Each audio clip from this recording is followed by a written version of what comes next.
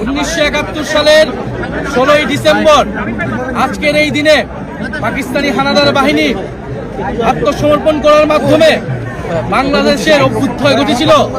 স্বাধীন বাংলাদেশের মানুষেরা সাম্য, মানবিক মর্যাদা এবং সামাজিক সুবিচার নিয়ে বাঁচার সংকল্প করেছিল। স্বাধীন ভূখণ্ড পেলেও গত 54 বছরের ইতিহাসে আমরা দেখেছি বাংলাদেশের জনগণের সাথে বারবার প্রতারণা করা হয়েছিল। মুক্তিযুদ্ধের যে প্রতিশ্রুতি নিয়ে এই দেশ আমরা গঠন করেছিলাম, সেই দেশের আমরা বিনির্মাণ করতে পারি নাই। এই দেশে না সাম্য প্রতিষ্ঠা হয়েছে, না মানবিক মর্যাদা, না সামাজিক সুবিচার প্রতিষ্ঠা হয়েছে, বরঞ্চ এই দেশে ফ্যাসিবাদ কায়েম করা হয়েছিল।